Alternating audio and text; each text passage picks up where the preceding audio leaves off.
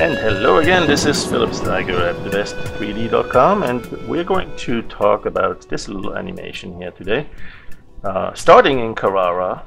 And it's just a little walk through or a walk around, kind of a camera sweep, but the lady is also looking at something. She's kind of turning her head and kind of following something. Let's say it's a UFO that's flying from left to right, or a jet fighter, or something that's running across the street, and you want to composite that later on into another scene.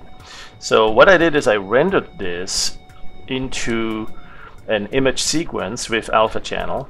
In fact, let me go find that output.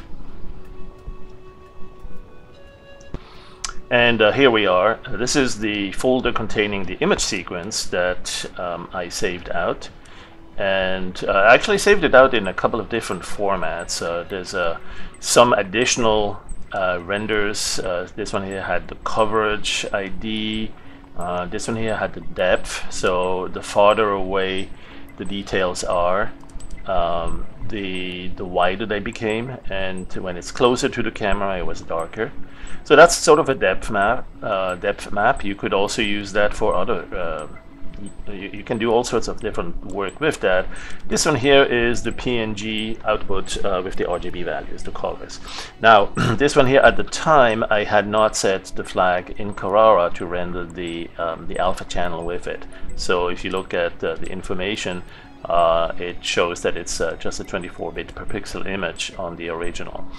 So I didn't want that. I needed to actually have the alpha channel, because I'm going to obviously composite this character over another scene. And so I went to render it in Carrara one more time with alpha. And so here's a PNG where the alpha channel is also present, and you can see that when you go to information. This is Irfan Viewer, by the way, great image viewer.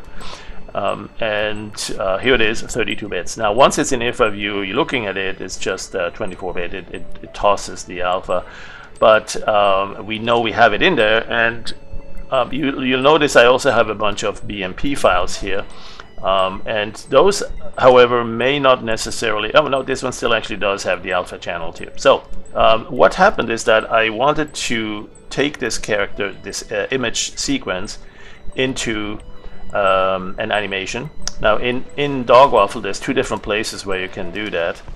And in the end, I wanted to do something like this here. I want to composite it back into an animation where the background itself is also animated. Right? So I have some sort of an animation. I have this character that's doing this swipe and looking from left to right. Maybe this little flashlight here is zooming, flying by. This flare is flying from left to right, and she's kind of following it and looking at it as it's flying by. And so that was the idea with this. And the thing we need to do with that, therefore, is to find a way to animate it. I don't know if you can see this in the video capture. I'm playing this through the Windows Media Player. Let me actually just play it here so you can see it right in Dogwaffle. So this is sort of the final idea. The idea is to have, she is turning her head, she's following something that's flying by. There's a couple of flares. Some of them make a turn back. And there's something that's not perfect. I actually did the flare, the big one with the lens flares, before I then composited her. And obviously the lens flare should actually be appearing in front of her. So I should probably do that last. But you'll notice I also added some blur to the background to get that out of focus. And so these are some of the steps that we will use to do something like that. You know, here is actually a folder in which we did the same thing. We have this image as a sequence. We have it also in Targa. And the thing is that when I rendered it out from Carrara, and you may do that with Blender or some other 3D animation program, you may save it out as a PNG. You may perhaps save it out as a Targa or as a TIFF or some other image sequence. And if it's not in the right format, we might still be able to use it as long as you can convert it. And we do have, you can either use other tools to convert these image sequences, but we do have some of that capability in Dogwaffle as well. So let's see what was needed. First of all, let's have a look at the raw background, the animation that I created. And I'm not going to show how to do that. That animation is something that you know, you can, there's the terrain swipe. That's the original animation. So that's an animation that I created in Dogwaffle, but you know, it could be any terrain, it could be any background, anything you want, created by in any other program. And really all it is the camera kind of swipes around looking to the left, but also moving a little bit to the right, so that in the front I'll have a character eventually. And in fact, here she is. If I look at the preview, if I enable the preview, I'll see I'll position her here somewhere, and I'll have her gradually move to the left, frame for frame. And also, as I'm doing that, it will actually cause her to turn, you know, show her motion, because she's an animated custom brush. I can show the film strip of this stored animated brush, and sure enough, we have the whole sequence here. So you can see that she is doing that motion. This is the sequence that was rendered in Carrara. All right, so let's go and see what sort of processing I did. First of all, let's disable the preview of this. And as far as like working on the background, I wanted to add some blurring to that, and also add those flying objects, maybe UFOs, maybe a spaceship, maybe a fighter plane, whatever it is, something's flying from the left to the right. And there is some other drama we might want to apply to that scene. So I'm going to go to the timeline, and in the timeline editor, I need to obviously do something that may also coordinate or jive, that may be consistent with what I see in terms of the shadows, because I notice the shadows that are being cast here seem to indicate that there's a change in the position, a dramatic, quick change in the position of the sun. And well, maybe that's not the sun, maybe that's some very bright UFO. And on top of that, it's also moving forward, and in the middle it kind of is right in front of us here, as you don't see the shadows anymore. They're being cast away, and then they come back, but the object actually seems to be turning back to the left, because the shadows come back again on the same side, on the right side. All right, so what we can do is simulate that by or complement to that the lens flares. If you scroll down on the filters that are in the timeline editor, you can add the lens flares, and you can have a lens flare. There's a bunch of different settings for the flares. Choose whichever you want, and plus you can also make your custom flares. Let's do something that's not too obtrusive first. We'll do a couple of flares that fly from left to right. All right, so we'll do something like this one here. They'll be on the first one right here, and keyframe that, and then we'll go to the last frame, and that one will go all across, and keyframe that. Maybe we'll make it a linear transition and apply that. All right, so we now have a little flare that's going across here.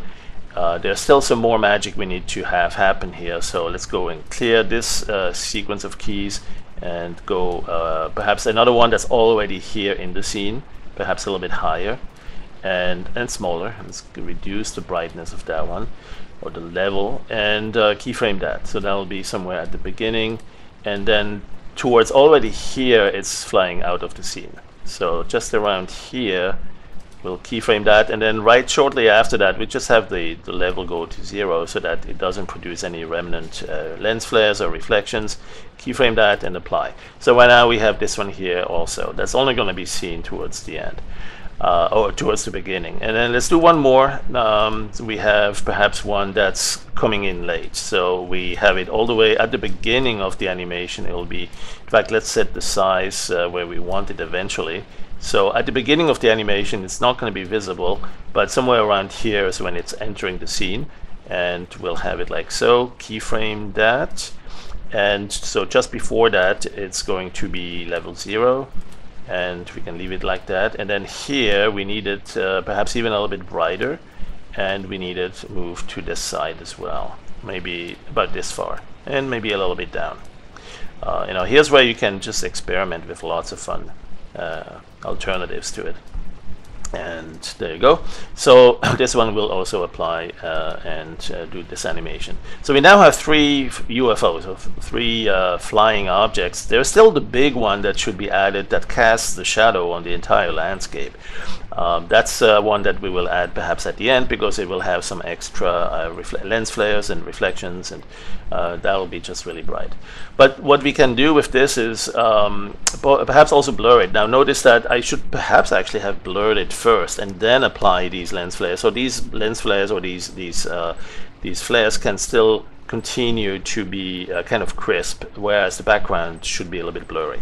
Anyway, you pick the order in which you want to do that. This is where you get to be the artist. And let's see if we have a blur. There you go. We have Gaussian blur we can apply, motion blur. Gaussian blur will be good. We'll do not that much, just a little bit. All right, and apply that all across the frame sequence. And perhaps there is one more thing that we'll do, which is to add a little bit of atmospheric, like fog or a sunset look. There's a photographic collection here. There's some fisheye, fog filter, and sunset filter. You see the sunset will add a lot of red, and perhaps give it a little bit more of this, and apply. And now, of course, this is applying it to the entire image sequence, the entire image. So that means even our flares, they also are going to be affected by that. And that's yet another example of where you might want to actually do this in a different order, right? And actually have the lens flares now, after the atmospherics have been dealt with.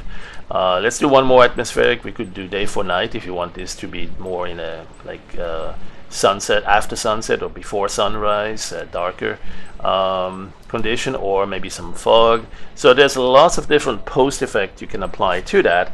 Now let's focus on the character that's going to stand at the rim of the abyss. Right now here you notice there is a kind of a portion of the rock visible that we're standing on, and it's moving a little bit too, and we need to place our character there. So let's enable the preview.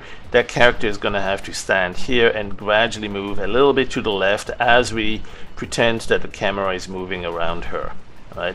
So how do we do that? Well, first of all, we need to load her into the brush.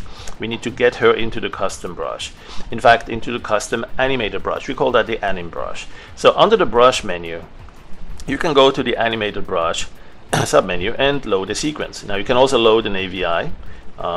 There is a couple of other things you can do with it. You can load a, so here's the AVI to animated brush. You can load an animated brush from an array, like a number of cells in a single image.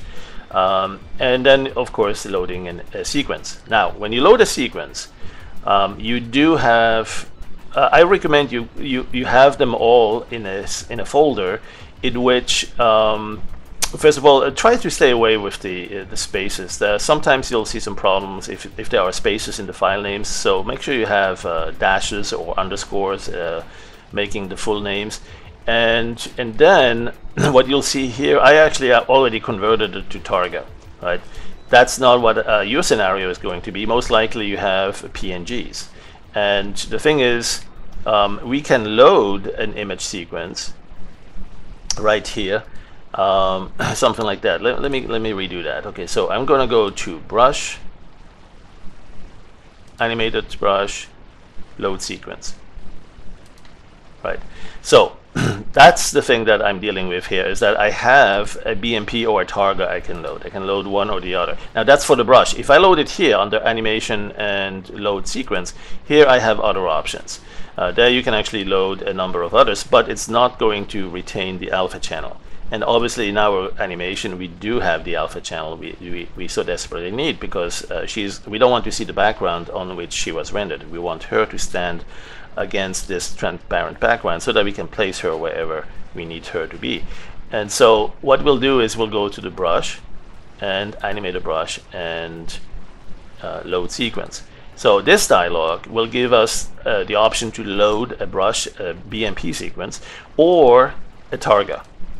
The thing is, we don't have either. We have a PNG sequence, right? So how do we convert it to BMP or to Targa before we then can actually load it? Well, here's what we do. We go to the file, and you may use other tools. You may have QuickTime Pro, you may have some other tools to convert image sequences, which is great. But if you don't, right? If you don't have those tools, This is something you can actually do right here in Dogwaffle. You go to the batch process, and in the batch process you will see that on the right here you have functions you can apply. Let's not use any of those. We will just do the conversion. So you have a save format here. You can say I want to save it to BMP or to Targa. Let's select TGA. Right? Then you need to say, well, what is it you want to save? So select the folder, Daily Dose, Carrara, and select the folder with the dashes. And now here is where it's already got all of those, because I did this as a practice before this recording. But what I'm going to do is I'm going to select just, see here right now the wildcard is showing just all of the files. I'm going to look at just the PNGs. These are the ones you will typically have as the result of your rendering in Carrara. Right? If that is big if, right? If you actually rendered it to PNG. I mean, if you rendered it to Targa, fine, but I don't know if Carrara will save the alpha in that case. You want to have a sequence in which the alpha channel is in each image too. What you can do here now is select all of these. If you want to do just a quick test first, don't need to select them all, just select about a dozen or so, and indicate you want it in the same destination folder, or you can go browse to it. Right, and then go process that. So what that's doing is now loading each of these images into the custom brush. Once you've done that, you may want to first of all store it. Right, and you can go and look at the film strip, and that will show you that dozen of frames that was loaded in here. Okay, so the thing you can do also at that point is actually paint with that.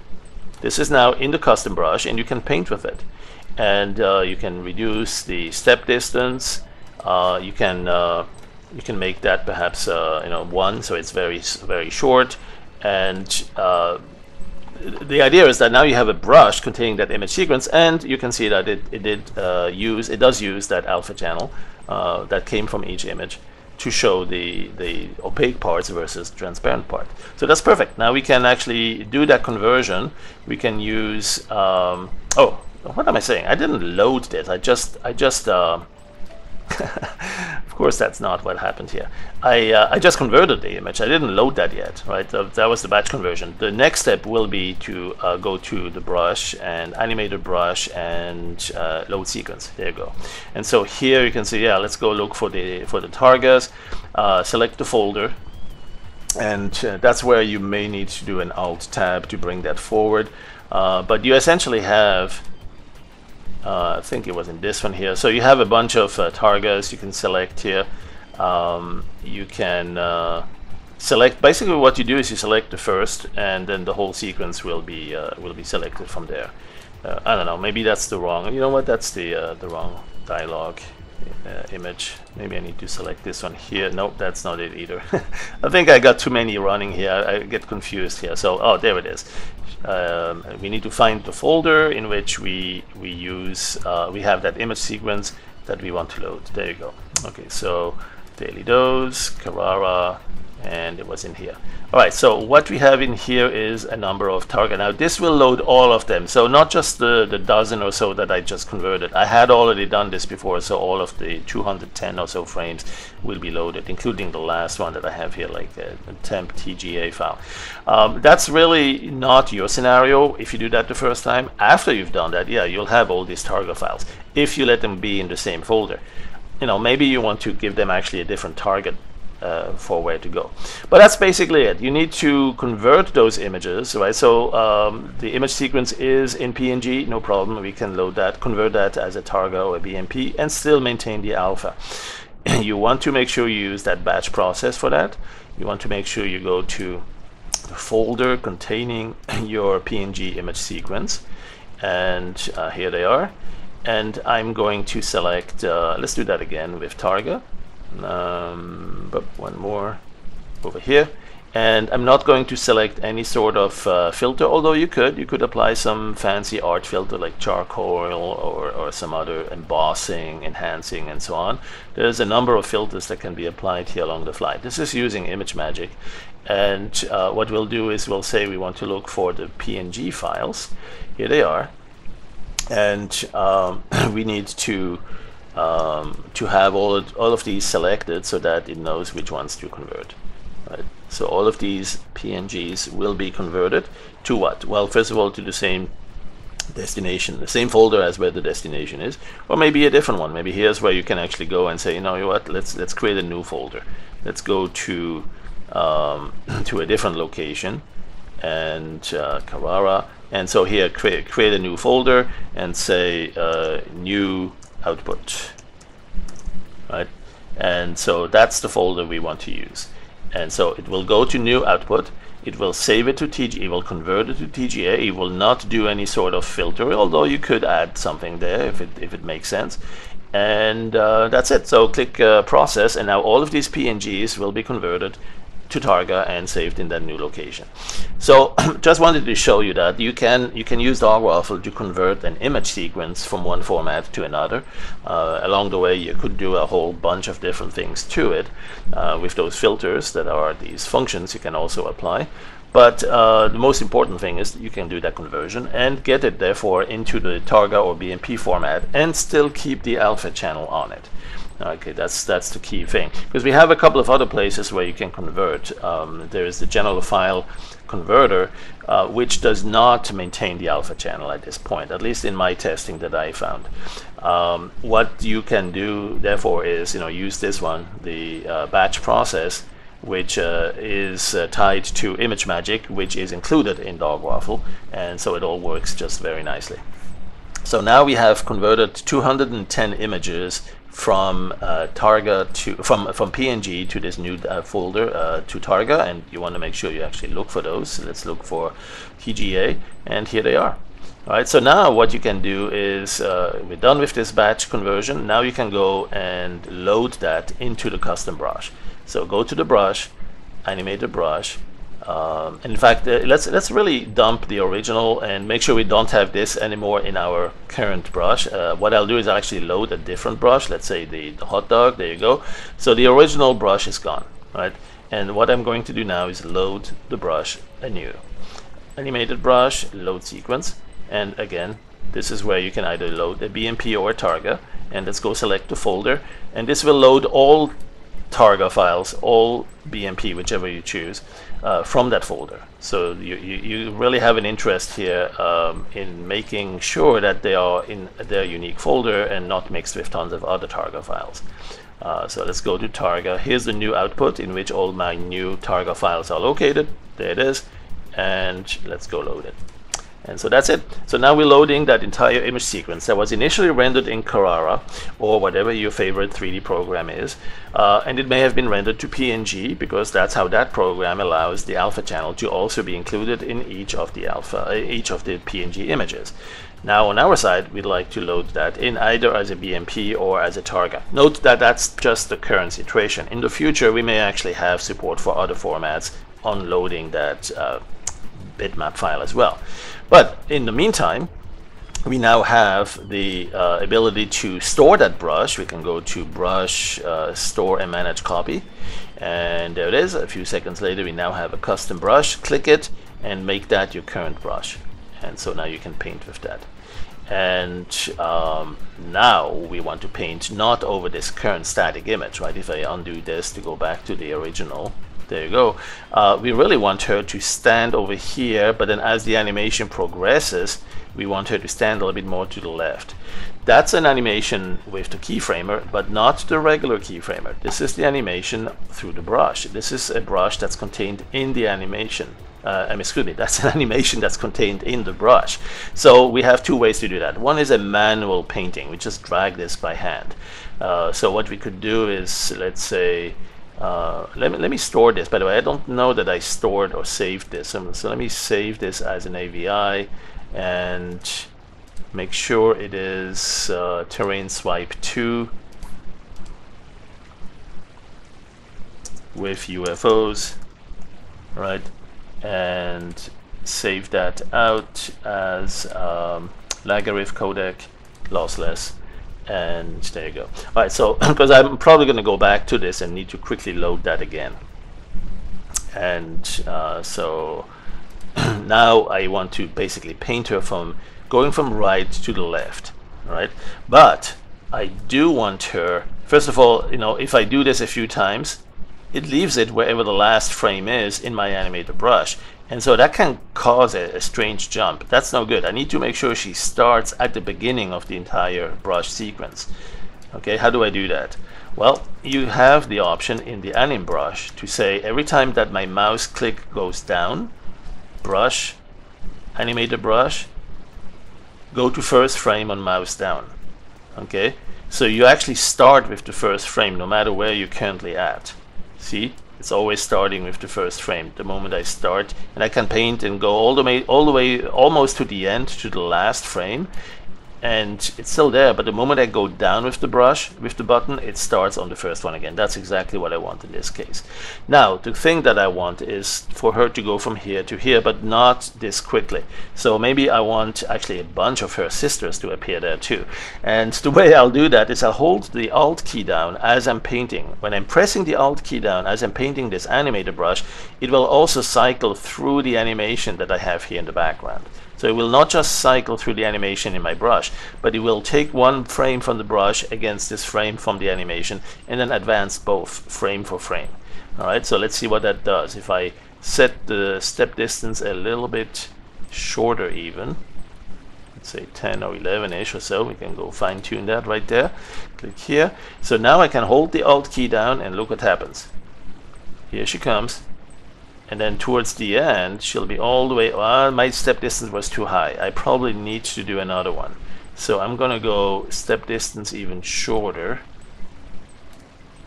Let's go about 4. And so now we have a bunch of them. You see, now we have just too many of them at different speeds, at different sizes. Also, I can change the size if I want. Let's not do that. But anyway, there's a way to make this happen if that's what you're seeking, and you can have her stand and go back the other direction. All sorts of crazy things can happen here. Alright, so this is the painterly approach, meaning that you paint where that custom brush is gonna go. Alright, so that's possible. That's, you know, when you have a crowd that's looking down there and following that activity of UFOs, that might be useful. The other scenario though is you want to have just one and exactly predict where she's going to stand frame for frame. It's a bit difficult to do that when you paint it, right? Because you got to go fast and predict where it's going. You have to understand where the movement is going on the background as you're painting over it. So the other approach, let's do this. Let's go first reset the animation, load the AVI. With the UFOs, there you go, and get all of those frames. And as soon as that's in, I'm going to show you now with the animated brush keyframer. And so that's over here under the animated brush keyframer. There you go.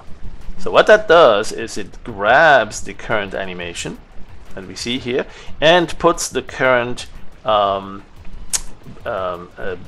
animated brush, you can get the brush right there and puts that in there, and you can keyframe that. Now I think I did that already earlier, so it remembers a path here. I'm going to clear that set of keyframes, and I'm fresh from the beginning here. I'm going to go to the first frame and say, yeah, this lady is going to stand right there close to the abyss, and keyframe that.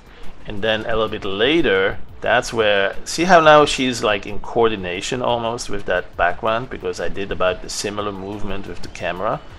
And there you go. So now maybe we need to have her move back a little bit, because the terrain seems to be moving off her feet here. So we need to also move her a little bit more to the left, something like so. And keyframe that. And you can make that a linear. That's new in version 9. You can click here to make it a linear transition. And there you go. Alright. So what we'll do is we'll have her like this and render that.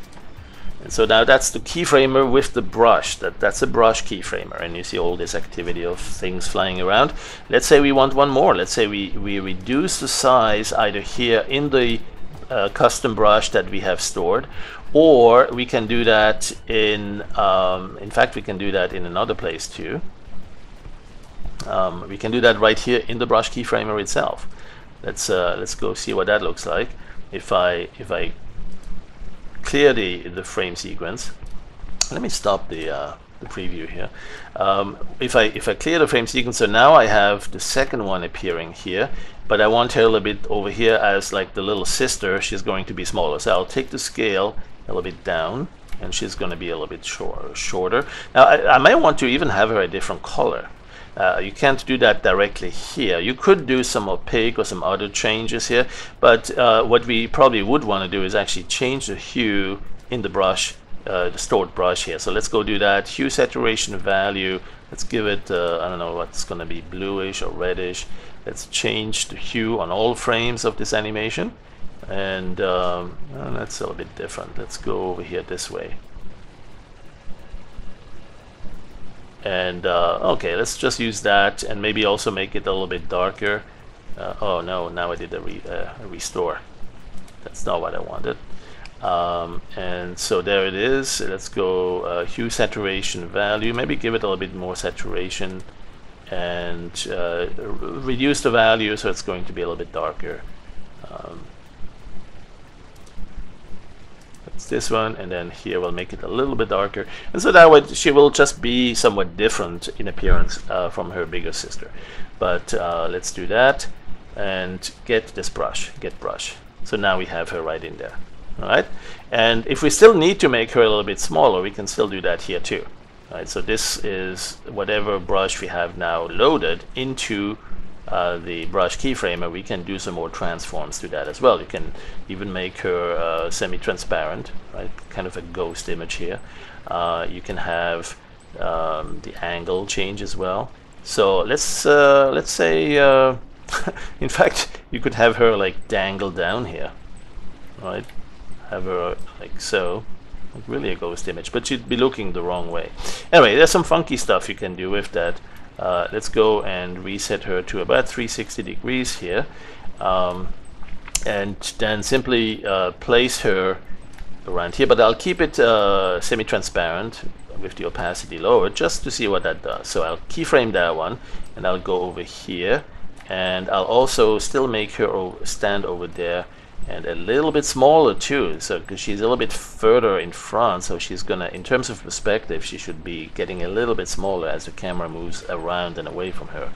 And let's go do that. So now we have an animation with the second one here, and intentionally kept it transparent. Let's go and render that. So now we have a second render on top of the first one, and that would be that. Now at the end you might want to add some additional lens flare, so you might, okay, let's close that. Here's the animation we have so far, and you can see indeed there is some semi-transparent activity. We can see through the second character, and let's say now we want to also add some more lens flares, because you know, there is some really bright one that's also affecting the whole thing. Let's go to the timeline again. Back to the timeline. Let's go to the very bottom animated group and the lens flare, the last one down here. And so that one we will make perhaps a different flare. Let's do one that has this big glow, or some other, oh yeah, this one here, or this one. Let's do this one. And what we'll do is we'll have it around here, a little bit brighter at first, like so. And I'll be at the beginning, keyframe that, and then around here we'll have the light come like so. Now somewhere in between it will have to disappear, or at least get somewhat more transparent, because it's supposed to be a light behind this character. So we'll take care of that in a second, but we want to make sure we capture the moment when the shadow, the lighting on the, based on the shadows, is kind of standing still, and maybe make it a little bit brighter as well. There you go, keyframe that, and then it's going to go back to the other side towards the end here. So let's go like so, and it becomes the sun. Why not? So let's have it perhaps a little bit smaller as well. There you go. So what we do need though is in between, we need, right here, we need this light to either dim or go away altogether, because the light is going to go fly behind our character. Right here, and then it's going to reappear on the other side. So what you could do is go to this point right there where it's next to her hip, and set a keyframe right there. So far so good. And then just go in a little bit and have it reduced in intensity, maybe all the way down to nothing, right, if you want it to be really totally disappearing. And then continue the motion until, oh, and there's maybe somewhere between the crotch there where it might even reappear a little bit. There, let's do that. And then re-disappear. Now, by the way, if you need more detail here, more resolution, one thing you can do first of all is make this window bigger, so you'll see some more here. You can also zoom in here with this magnifying glass. So that will show you in the timeline a little bit more detail, and you can see perhaps every single frame. Plus you can grab these handles you can grab to make it a little bit tighter as to where things change. And that's really a beautiful feature. I think we introduced that in version 7 something, 7.1 or 7.2. So you can set where those keyframes actually are along the timeline. And then here we have so here we need to disappear again with this and keyframe that. And then a little bit later the sun should reappear just around here. Let's still keep it down 0 and keyframe that. And then right after this it's going to come back. Okay, and so now here, and now for some reason, I mean really it should do the same thing on the other side, right? As the light goes back, it will do that again here. It will be still visible here, but then the next frame right after that, it will be, or 2 frames after that, because we want to give it a little bit of time to transition. Let's go down to 0. And then let's see here, around here is where the light is going to reappear. Let's set the keyframe, but then actually set the brightness, the level to 0, and then go up 2 levels or 3 and set the brightness back to normal. Alright, so now we do have an animation. Let's go and zoom out on the timeline so we can see the entire animation. So you see a number of keyframes here, and there is a sequence in which if you look at this blue line, that blue line indicates the level, right? The other two, the green and the brownish one, represent the position that's changing, the X and the Y position. But the level one here, the blue one, is where it's normally level and visible for most of it, and then suddenly disappears because the light is actually disappearing behind her, and then reappearing between the legs, and then coming back to disappearing, and then reappearing for good. Now this is kind of tedious, right? I mean, this is really keyframed, and you can tell this light comes in a little bit too early. It's yeah, we need to have it a little bit more here, so we can perhaps choose these positions a little bit differently. We can move these around. Plus this one here, we could also perhaps reduce the level a little bit. Anyway, on this one we didn't do that. We just have it disappear and reappear for good on the other side, right? Left side and right side of the hips. And you can still change how quickly that appearing or disappearing occurs by changing the distance between the 2 keyframes. One keyframe has it totally off, the other one has it totally enabled, and somewhere in between is a transition. Well, if you have just a few frames, it's going to go make that transition faster. If you have a lot of frames, it's going to make that transition very slowly. And so that's where you can make sort of a correlation, make it look like this light is really disappearing and reappearing behind her. Now you could argue that it shouldn't disappear totally or completely, because she is after all a little bit transparent there still. And so what we'll do is we'll actually increase the brightness just a little bit, so we'll still see that light a little bit. And then we'll go to this one where it's reappearing, and we'll have it appear a little bit there too, and there you go. So it's kind of, because she is semi-transparent, we need to make sure the light still shows a little bit. See how its brightness is reduced drastically but not completely. You still see a little bit and then it's coming back. That will look really good in the animation. Alright, let's go, let's apply that. And always keep that save undos in case you mess something up and you want to undo it and go back. So you can tell, by the way, it takes longer to render the lens flares if they are big. Alright, so that's that, and I think we're done with this quick demo. Well, it's not that such a quick demo, but let's see what that did. We now have an animation where it's disappearing between the legs, coming back, and so on. So just wanted to show you some of these tools. We learned how to load a PNG image sequence into the custom brush with the alpha intact. In fact, we didn't load the PNG. We have a PNG and we had to convert it to Targa or BMP. We did that with the batch process, and then loaded that Targa into the custom brush and used it to paint the character not just once, but in this case 2 times over that animated scene. And thanks for watching. Long tutorial, lots of stuff to cover, and I hope this answers a number of questions on how to work with Dogwaffle. This was version 9, and there's more to come.